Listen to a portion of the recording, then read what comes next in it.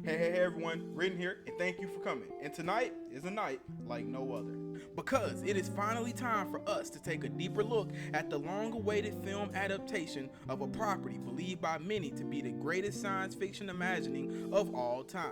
With the screenplay crafted by John Space, primarily covering the first half of the first novel, this movie rides into theaters on the backs of several both failed and attempted grasps at adaptations of the source material. Here are my thoughts, finally, on the Denis Villeneuve's feature adaptation of Frank Herbert's imaginative science fiction novel, Dune.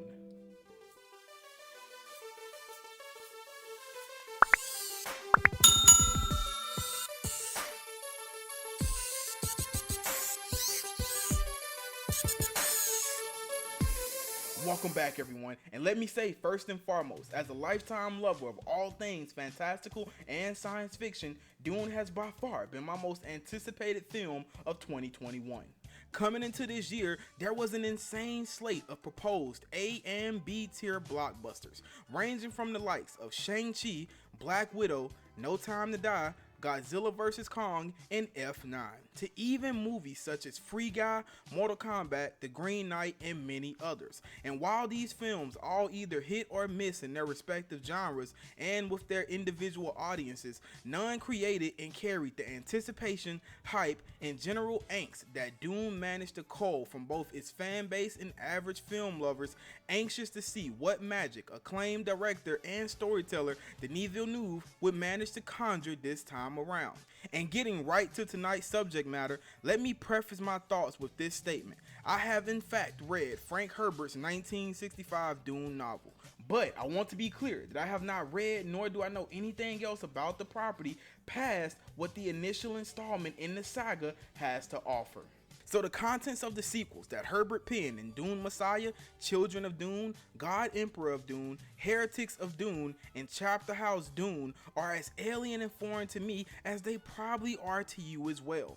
I say all of this to properly lay the foundation and adjust the lenses upon which you the viewer can now hear, gauge, and perceive my thoughts on the film and the experience as a whole. Without going into too much detail, while I have enjoyed the book every time I've read it, I have always said that while Frank Herbert did arguably create one of the greatest science fiction worlds of all time, the book itself isn't written in the most entertaining tone. I have had this discussion with others in the past and encountered just as many people who feel the same way as I do, as I have people who completely disagree, which just highlights one of the many beauties of fandom, as we are all prone and entitled to our very own unique interpretations of these things we have the pleasure of consuming. The Emperor asks us to bring peace to Arrakis. House Atreides accepts! With this being said, one of my main underlying concerns about this movie was that this somberness would possibly bleed onto the screen and affect the overall tonality of the film. I am happy to sit here before you now and tell you that was not at all the case, and that this movie is awesome in every single possible way that it could be. I enjoyed this movie in its full duration, all 2 hours and 35 minutes of it, and never once felt the length of the film weigh on me or my attention span whatsoever. The plot was beautifully scripted and as dense in the mythology of the world as I believe a science fiction film could afford to be without leaving the casual fan in its wake. The cinematography was crisp and breathtaking in almost every shot, and it really felt as if we the audience were getting the chance to experience these vast faraway worlds such as Caladan and Arrakis. And as if having Denis Villeneuve at the helm didn't bode well enough, the film boasts an incredible score by none other than Hans Zimmer. And let me tell you, in the moments when the score is teed up to really take the wheel, it doesn't fall short in any way. The plot doesn't really jump out at you so much as the story of it all just seems to slowly unfold itself. I love the slow burn aspect of it all and the care it seems these beloved characters and worlds have been handled with. Arguably, one of my favorite scenes in the movie takes place on Caladan between Leto and Paul. Your grandfather said, "A great man doesn't seek to lead. He's called to it, and he answers. And if your answer is no, you'll still be the only thing I ever needed you to be. My son. We already knew coming in that there was a star-studded cast, so I was intrigued to see how all of these major players would fit into their respective roles. Oscar Isaac has cemented himself in recent years firmly into the elite of current working actors today, and I knew he would bring poise and perfection to his portrayal of Duke Leto Atreides, and he didn't disappoint at all. Josh Brolin and Jason Momoa both shone in their roles as Gurney Halleck and Duncan Idaho. I have really enjoyed Momoa's growth over the years in the various roles he's had throughout the popular genres of television and movies, and in this role he really dug deep and brought to life exactly what I believe Duncan Idaho would be like. Josh Brolin never disappoints, and Gurney ended up being one of my favorite characters in the movie, as he was in the book. Rebecca Ferguson's portrayal of Lady Jessica was spot on and really came off as a woman tormented, both a loyal and caring wife and mother, as well as a devout believer and server of the Bene Gesserit and their deeply secretive and harrowing plans. Zendaya has obviously been on our screens for far longer than many realize, and in her recent projects such as Malcolm and Marie and her HBO show Euphoria, I have really begun to see just how much of a talent she is on screen more and more.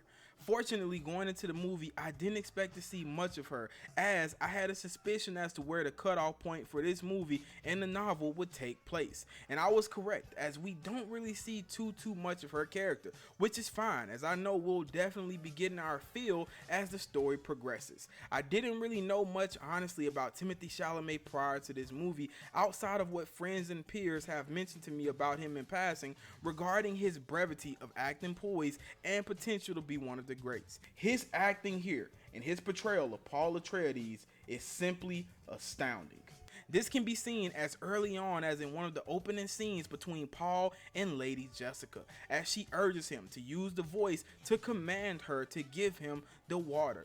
In that moment, you can really see the embodiment of the role and the subtle transformation that takes place in Paul via Chalamet's performance. With such high competence across the board, it almost seems like a crime to also have the likes of Dave Bautista, Javier Bardem, Sharon Duncan Brewster, and Stellan Skarsgård yet to be mentioned. And in the interest of time, I will simply say all of them understood their assignments and excelled in their outings. In quick acknowledgement, I would like to point out one or two things I did notice were left out of the film from the novel.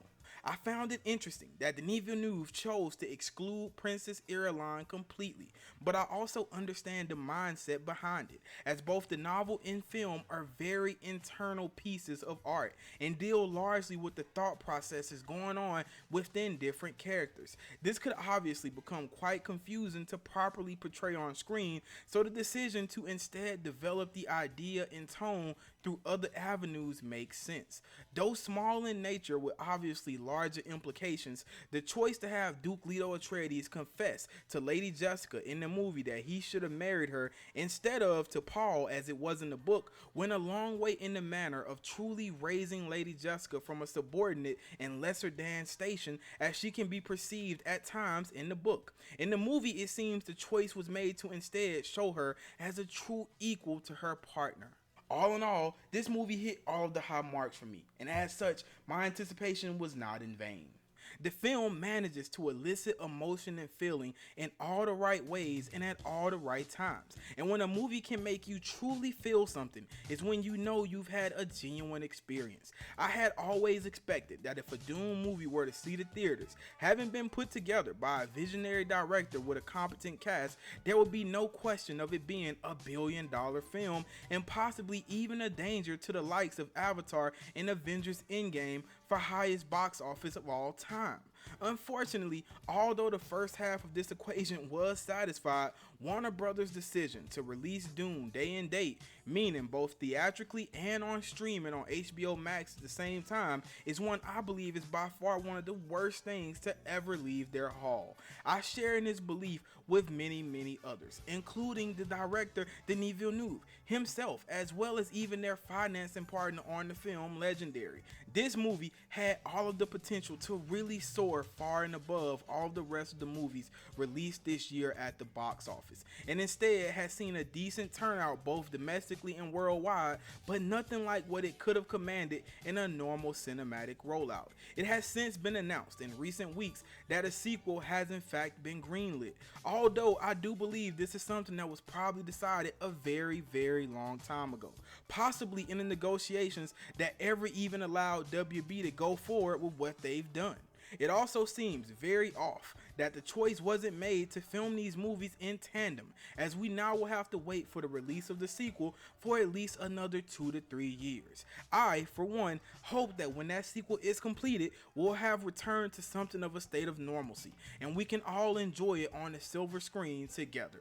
I will of course be continuing to cover all live action Marvel and Star Wars Disney Plus content, and films from all walks of life that I have the pleasure of watching. And if you feel so inclined, I would love to have you back here week in and week out to continue to cover it all with us. Again, guys, be sure to like, comment, and subscribe, and click that bell for notifications if you've enjoyed our content here tonight. Jump down in the comments and let me know your thoughts. And while you're at it, be sure to check out some of the other content here on the channel. All of the necessary links are listed here below for you to keep up with the coming content and shareables. Please be sure to follow me on all social media platforms, or just the one you use most frequently. We are slowly but surely building a community here, and I would personally love for you to be a part of that. And last but not least, we have a merch store. So whether you see something you like or just simply want to support the channel, head on over to our shop and grab something, or grab everything. But again, thank you so much, guys and gals, for visiting here with us today. I really appreciate each and every viewing minute of your time you've given us. There's loads of content we'll be sending your way, so I'll be seeing you. But for now, be blessed. And it was written.